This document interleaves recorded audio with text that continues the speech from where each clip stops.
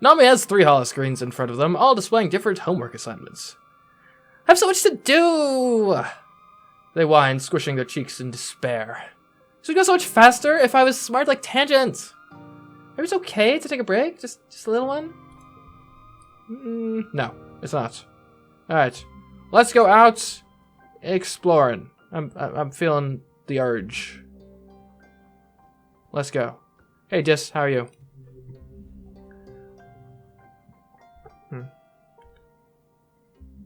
Look at them, Dis says, gesturing to a squad of soldiers as they jog around the perimeter of the colony. They don't even know they're already dead. He laughs without sighing. Stupid. Why even bother fighting?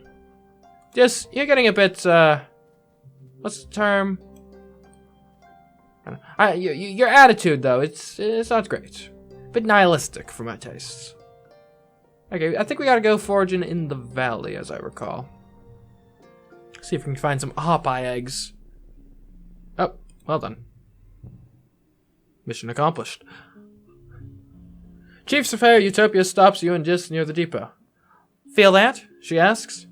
You can feel a kind of ominous, distant thumping, pulsing regularly through the ground. If you stand still, you can feel it vibrate up into your own body, too, like a massive global pulse. Utopia says, checking a readout on her hop-on. I reckon it's naturally occurring, she concludes. But it's giving me the willies all the same. You two better check it out. Mind you stick together and take readings on the way, in case it's dangerous. You and Dis look at each other, excited. You follow the thumping, now, an audible noise growing louder, west until you're roughly triangulated its location. You know you're getting close, but it sounds like it's coming from all around you, and your instruments aren't precise enough to help. Let us follow this sound. 76, that shouldn't be too tough. And it makes sense to use this first round. We can do this. Or we could do, well, okay. The alternative is we could go 4, 5, 6. I think that's probably how we're going to play this. Okay, this just makes sense. Does it make sense this round? That is a question unto itself. Right? We could do 3, 4, 5, 3. No, it would make more sense to do it this way. 28s? Sure. Okay. Now we could do like this, and then this becomes 7 to 8, but that doesn't really make a straight, so it doesn't really matter, but we can just add a couple 5s, and there we go. Win. I could have gotten to 43. Oh well. You find a machine? An ancient broken down machine, like a small pyramid-shaped building made from some kind of dark stone or bone that looks almost like it grew that way. Huh. Except, it isn't broken. It's just so very old and overgrown, it looks more like a pile of rubble and roots than a building, or engine, or whatever it was. Still, a thumping noise comes from inside it. The vibrations are strong here, making your guts feel weird. You don't notice it at first, but there's a curious path on the ground moving away from the machine. A line half a meter wide where the dirt is a little more worn and bare. It heads off in a straight line to the west. Or, coming from the west? Could animals have made this path? Or the thumper itself? I don't have good enough engineering skills. Just barely to analyze it. We'll just marvel. Well, now we got the engineering skills. You run your hand over its pitted, vibrating surface. How could something so unbelievably old still work? It's definitely not natural. You can even see something like writing carved deep into the not-quite rock. This starts making unce noises under his breath to the beat of the thumper. It's a pretty sick beat, you must admit. Eventually you head back to share your findings with Utopia. Certainly an ancient civilization, Dis insists. Utopia scratches her head. I suppose, maybe, she says. You said it looks ancient, right? Perhaps there could have been another civ here long ago. We have found other signs, but nothing active like this. Seems to be pointing west or receiving something. She snaps her fingers. There's some right ugly ridgelines out there that have kept us from checking that direction, but we got Gladys. And motivation. That's half the battle. She makes a note in her album. I'll open up the western resting ridge for surveyors, she says. Then grins. Whew, say that's 3 times fast. Western resting ridges for surveyors. Western resting ridges. Western resting ridges. Yeah, that's difficult. Anyway.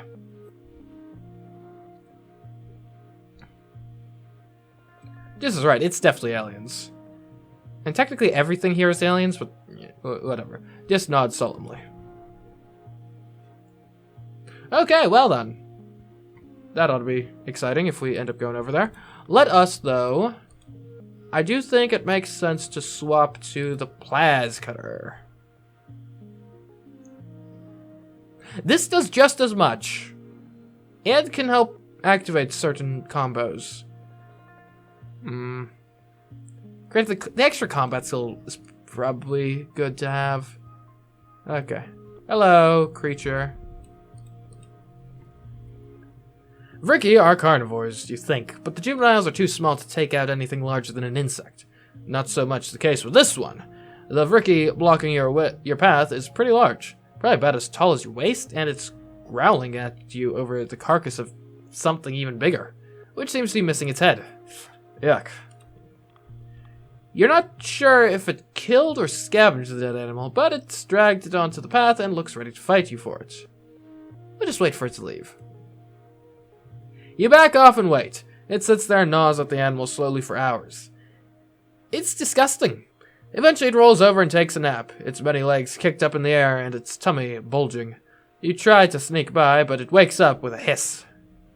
It drags the rest of the carcass off into a tree, and you can finally pass. Okay. Another one? Ah! Your path is blocked by a massive 8-legged xenophon. Something between a spider and a squid and a bear. It's enraged, grunting furiously and bashing itself against trees and rocks at random. You duck and hide as it glares in your direction, its breath heaving and dozens of eyes gleaming with madness. It's the same soft pink and purple you recognize from the multi-legged Vriki that live in this area, but so much larger. Could this be a related species? We could sing to it.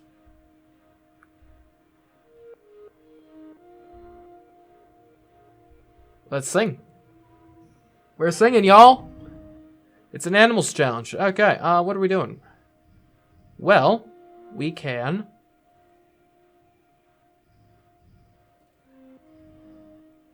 do like a 3 and like a 3 and we got a bonus because they're pairs. Then we can do an 8 over here. Just cuz. Yeah. Okay, then we can do like... and you can get like a 2, 3, 4, 5 sort of deal go. That's a 7. Great.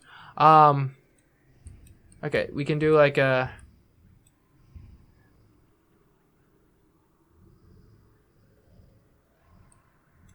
like a 5. We can do just like a pair of 5 and then also a pair of 3s. Sure. And now here we can do... okay, this will be interesting. We can do like...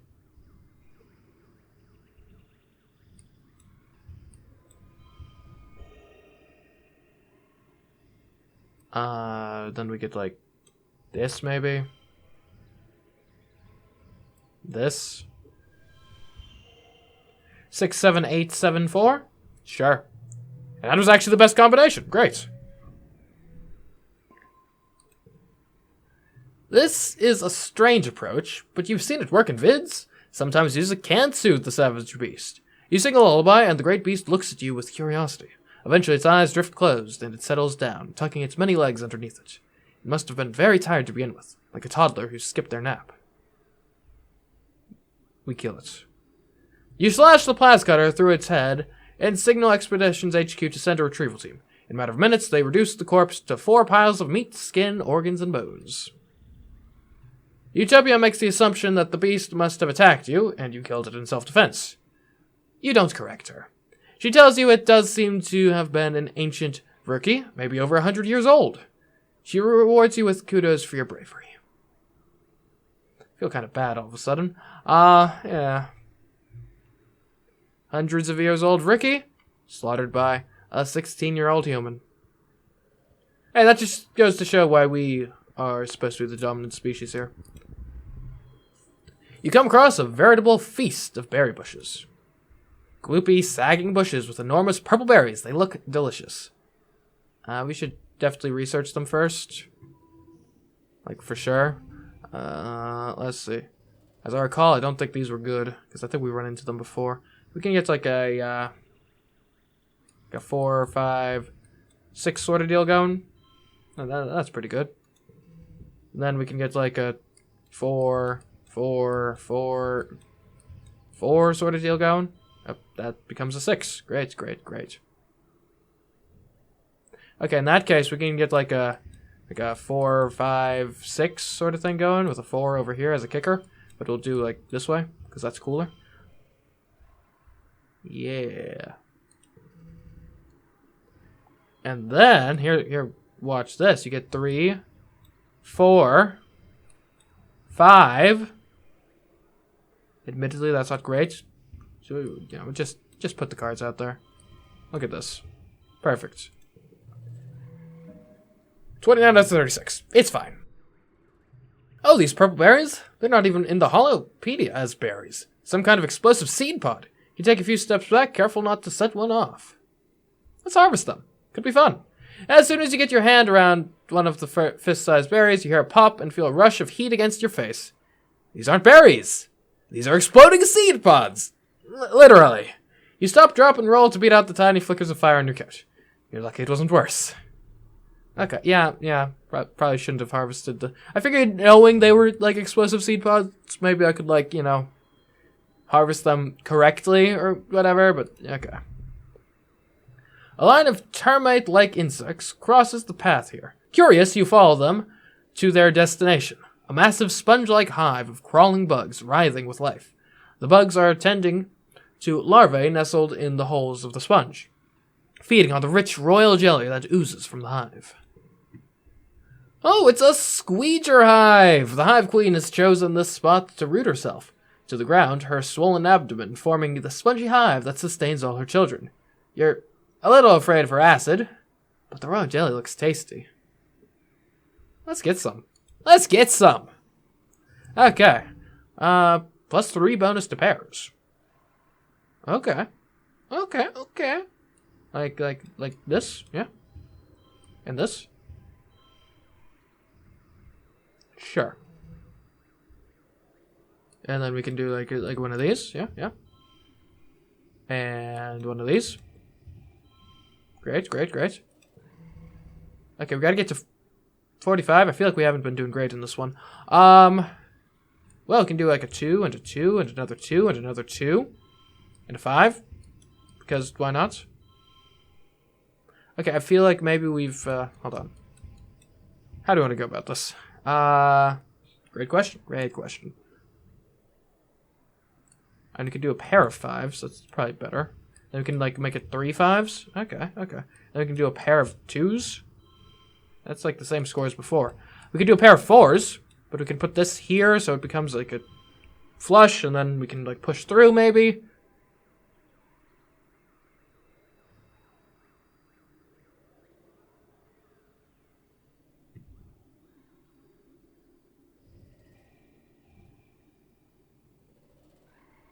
What if we did it like this? And then we did it like this. 36 compared to, where were we before? 38. We'll just push through, it's fine. No hop eggs, unfortunately.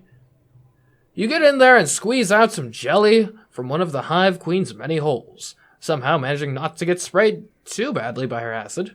Some lands on your arm and the back of your hand and sizzles briefly, but you keep your calm long enough to escape with your bounty.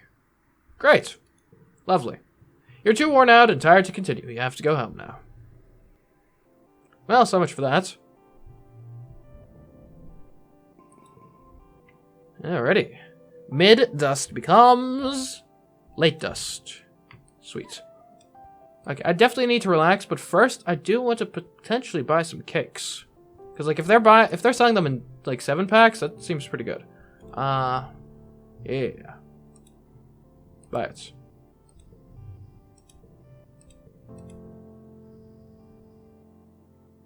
They sell them in 1-packs. Great. Why the heck? Oh, that's how many they have in stock! Not how many they sell at a time! This reminds me of that one time I got ripped off by Walmart. They were selling frozen pizzas, and for like a good price.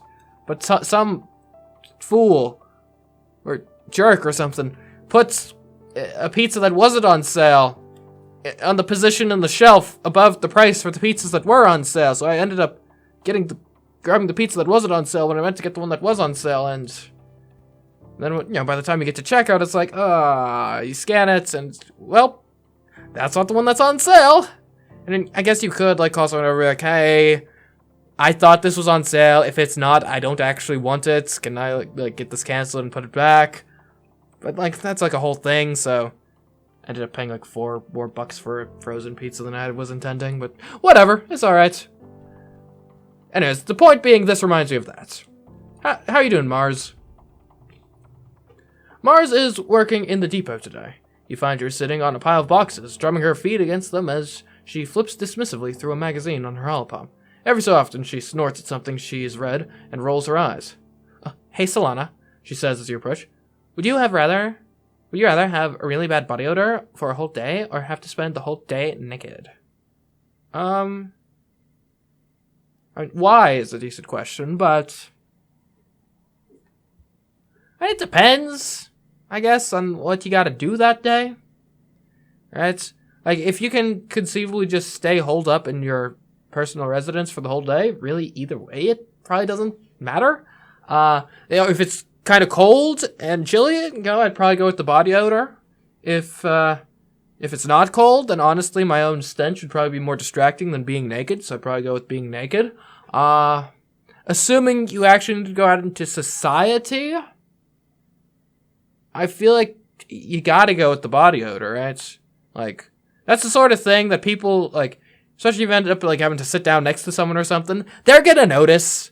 But it's one of those things where, like, it would be more rude of them to bring up the fact directly to you that you stink than it is for you to stink. So, like, people's opinion of you will be diminished somewhat, but it's not a catastrophic, like, reputation annihilating event. If you're going about your day and you're just naked for no good reason, you're getting checked into the asylum, probably. So, I guess body odor. Mars pulls a face. Really? You do? I suppose at least being naked isn't going to bother other people. I'm reading some of the teen magazines from Old Earth, Mars says. Like fashion and makeup and dating and stuff. She turns to a new page and reads out loud. Don't be afraid to use green concealer. Your body may look like the Wicked Witch at first, but don't click your heels and go home. Stick with it and you'll be on that yellow brick road to clear, beautiful skin. Mars laughs incredulously. What does that even mean? Papa taught me to put on makeup because I wanted to be pretty like him, Mars says. But it was never like, cover up your blemishes, make your nose smaller, hide your scungy pores. And that's all they ever talk about in these things. And it's like, was Earth fashion really about making everyone look as small as possible? What's wrong with them? Mars gestures to herself. I was the biggest kid the whole time we were growing up, and I've always been gorgeous. And that's not just my genetic enhancement talking. What is your genetic enhancement, by the way? Sometimes I think they should have just made everyone unable to feel shame, Mars says. Like all these magazines talk about is how to fix your flaws or act different so people will like you. It's such a waste of time. Mars tosses her hair over her shoulder. If people don't like me, they can flick off. I literally don't care what they think. We learned Mars's arguments. What is it? No shame? Mars pats the box next to her, and you climb up and sit by her side. The dating advice in these things is pretty good, though, she says, flipping through a few pages. Like, my dad's taught me about reproduction and stuff, but they got so squicked out when I asked how you actually get someone to have sex with you. She rolls her eyes. Teenagers on Earth are apparently very worried about getting boys to like them, Mars says. Like, look at this quiz. 10 ways to tell if he's super into you. Mars smirks and angles her holoscreen away from you. Ooh, let's see how into me you are, Solana. First question. Do you have any cute nicknames for me? Let's see, Mars. I don't think so. No. That's fair, Mars says. I don't have any for you, and also, I don't really want you butchering my already amazing name. Second question. Do you get nervous around me? Sometimes. Yeah. Sometimes a good old Mars scheme can be intimidating, so yeah. Mars gently prods you with her elbow. No, really, she exclaims. Well, I guess that's understandable. Last question. Do you go out of your way to see me? Not really. Granted, I do have the highest friendship stat with her, but I think that's mostly just because we've been coworkers for the last few years and my preferred job. So, like, no. Huh, Mars says thoughtfully. So, what you're saying is every time you do see me, you feel compelled to talk to me. I can work with that. Mars makes a frustrated noise and dismisses her holoscreen. Oh, this is so wimpy, she groans. What was wrong with Earth teens? If you want to know if someone likes you, just ask them. It's easy if you're not a coward. Mars turns to you and leans in, bracketing your legs with her arms. You can smell her body lotion, light and floral, and feel the heat of her chest against your arm. She pats and looks at you through her lashes. What about it, Solana? Do you like me? Let's see. So we already get this. Upgrade. Oh, wait, do members get upgraded? That's cool. What's not to love about you, gorgeous? Or, what? No, we're just friends. I mean, it's... Considering that, it was like a month or two ago, I attempted to kiss Tangent, I would assume then that we're friends with Mars in our personal mind. Now, granted, who knows, maybe that changes at some point, but nah, we're just friends at the moment. Mars doesn't even look disappointed. She leans back and brushes her hand down the sleeves of your jacket, as if dusting you off. See? It's that easy, she says breezily. Besides, she's more into, that new Rex kid, isn't she? Anyway. Speaking of which, hey Rex, want a hug? Hey Solana, what do you got going on? Hugs! Rex throws his arms wide. Great. But, okay, now apparently I can talk to you more meaningfully. You find Rex playing cards by himself in the lounge with an actual physical deck of cards. He looks up as you approach, and visibly brightens when he sees you, sitting up straight with his dog-like ears on alert. Well, hey Solana, he exclaims, how's it hanging? Do you want to play a game with me? What kind of game? It's called Bottoms Up, Rex explains. We both play a card from our hands we think is lower than the one the other person is playing, and the person with the lowest card wins. If you win, you get the number of points that are on your card, plus you get to take the loser's card and add it to your hand. So you want to play a low card to win, but if you play your high cards at the right time, you get a lot of points. It's a game of compromises. Okay. I used to play it all the time back on the Helio, but now everyone's here and, realizing their big dreams of being heroes and saving humanity. Rex says, rolling his eyes with a good-natured grin. Soldiers love to gamble, Rex says. That thing you use here, kudos. We can bet some kudos on it, or maybe we can bet something more interesting. Well, I am recently broke, so... What exactly do you mean by more interesting?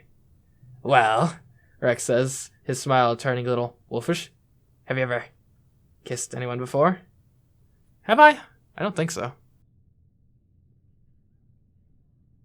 Yeah, no, we haven't. No, not yet. Really? Rex asks. Wow, but you're so pretty and cool. He puts his hand on yours and leans in, looking at you with a sincere expression. I'd love to be your first kiss, Solana. Wait. I like this reasoning. Wait a minute, hold on. If we're betting kisses, that means we kiss no matter who wins. This game is completely to your advantage from the beginning. Rex throws back his head and laughs, then fixes you with a flirtatious look. Solana, he teases you. Don't give away my best trick. I'll be honest, I'm not super into Rex. So we're gonna go with a no thanks for this one. That's fine, Rex says. You don't have to.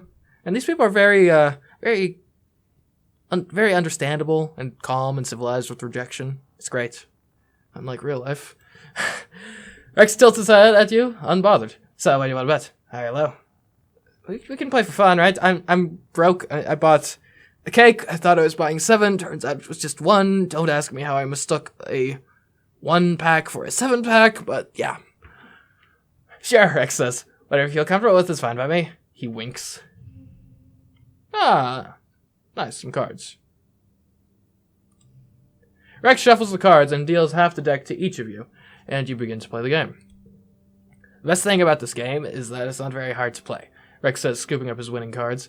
It's all about how well you know the other person, and, well, we don't know each other very well yet, so what do you want to know about me? What are your plans for the future, Rex? Rex blinks at you. Oh, wow. Big question. I don't know. I think if I stayed on the heliopause, I probably would have ended up becoming a soldier like everyone else, but planet side? Rex smiles to himself as he puts down a high card. I could do anything. I was like making things with my hands, and I like to make other people happy. Maybe I could do something with that. So have you made any friends?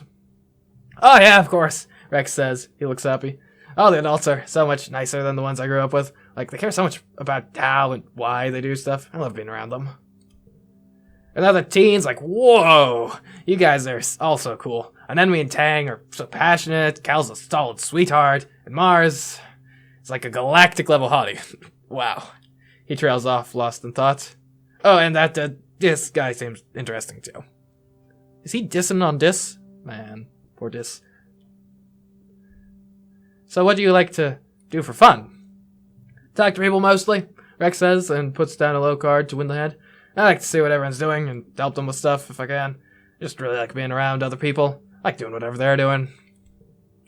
Oh, and cuddling, of course. I love cuddling. And running. And chasing stuff. He rubs the soft inner part of his ear and smiles sheepishly. Alright, enough talk. Let's just play the game. Let's get serious. You play out the rest of the cards, staying fairly even in points until Rex is left with only 1 card, and you have 2. You're trailing, but not by much. If you play your low card for an easy win, you'll gain enough points to make it a draw. If you gamble on the slightly higher card in your hand, you might lose entirely. But you could win. What do?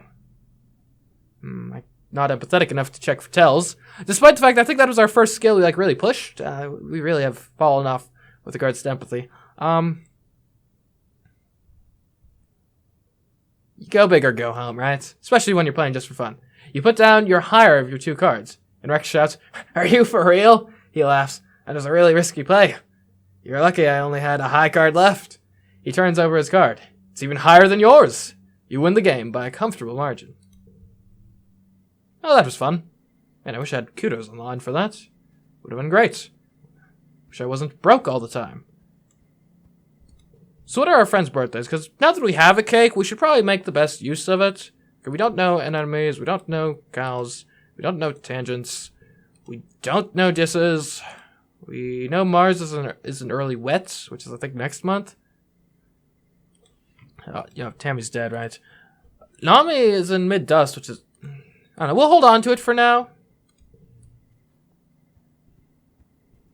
What were we doing? Oh right, we're gonna have to relax. Hey, Tangent. Hey. Tang Bray looks up from work. Is there something you need? She asks. I'm attempting to manifest a flow state, which is a perfect plane of uninterrupted mental stimulation. It's supposed to be quite effective for creatives and researchers.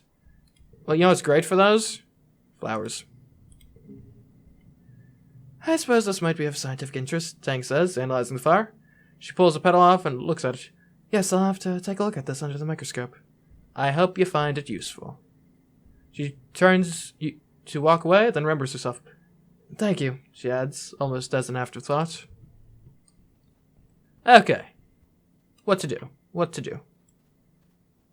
Relaxation. Let's do it over at the... Or wait, is it here? It might actually be here. Over at the walls. Yeah, relax on the walls. Just gives you a short nod as you climb up onto the walls and take your place nearby. He's good company. If you're looking for the kind of company that leaves you alone and doesn't bother you very much, he's looking for the same. You're a good match for each other that way.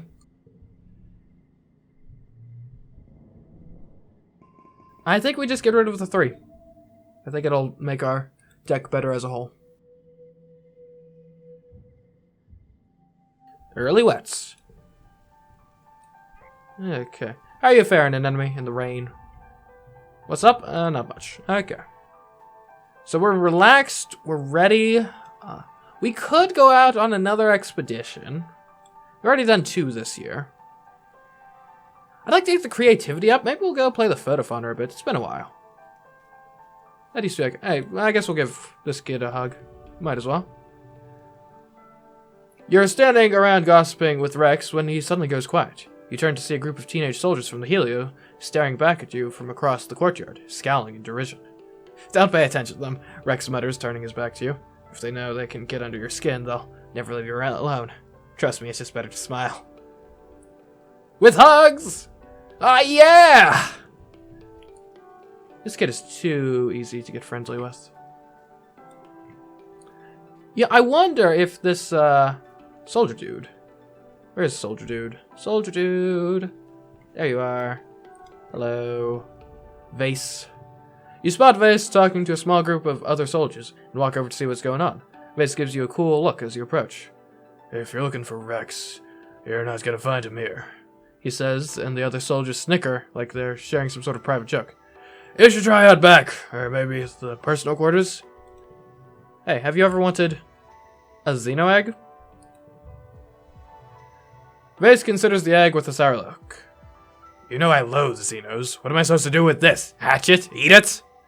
He arches his back and lobs the egg as hard as he can against the wall. It makes a spectacular splat. Well then. Sorry, Vase.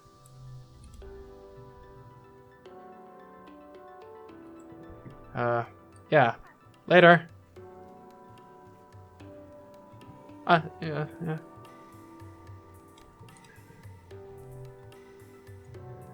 Let's practice the photophone. What does this do again? Creativity, a bit of bravery, some friendship. Friendship is good.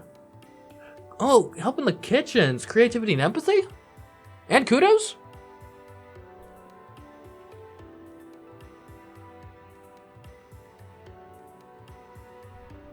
Let's help in the kitchens. Aunt Anne is waiting for you in the kitchen when you arrive. There's a strange new smell near. Oh, you're here, Anne says. I wanted to tell you something before you get started today. She gestures you over to the stove, where an enormous yellow pot of stew is boiling cheerfully. As you know, the colony was founded on vegetarian principles, she says. Raising animals for their meat on Earth was, well, it wasn't very nice, and it took up a lot of Earth's resources. Soil and water and feed that we couldn't bring with us on a spaceship.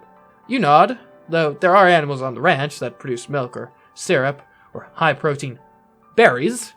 You never actually cooked meat. I guess that's fair if that's your sort of deal. Although I will say in an exocolonist sort of situation, I would personally be of the philosophy of just eat whatever you can get your hands on. Yeah, and if that ends up being meat, so be it, right? But, yeah. I guess props to sticking with principles even when it gets hard. I guess that's kind of the whole idea of having strong principles in the first place, but yeah. I'm just saying, when we went through the whole starvation arc, I would be a bit mad if we went through this whole starvation arc and no one had even considered trying to eat meat. And also, I'm gonna call BS on this because I just killed a thing back in the like Pollen Valley, and we brought back its meat. So, which is it? I don't know, maybe we used the meat for, like, fertilizer or something, I don't know. Well, Anne continues, humans have been eating animals for a lot longer than we've been farming them. We used to hunt animals for food and for their furs. Sometimes the ranchers have to slaughter an animal, and, well, some of the foragers, like me, She smiles and wafts the steam from the pot towards her nose, inhaling deeply. Well, sometimes they bring back an animal they found out there, and it's time we start serving them in the canteen. Okay, so we're going back on our no-meat principles now. I guess practicality always wins out in the end. Anne holds up her hands, warding off your concerns. I know you might think this idea uncomfortable, or might find this idea uncomfortable.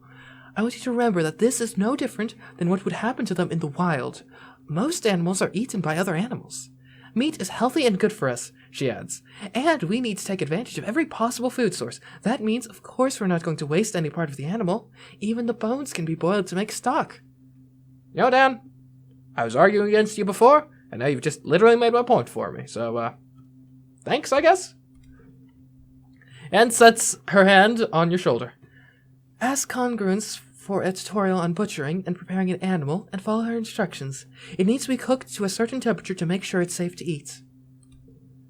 I've already started the stew to save you some time, she says. While it's simmering, you can start on learning what you'll need to know for tomorrow. With that, she kisses you on the forehead and bustles out of the room.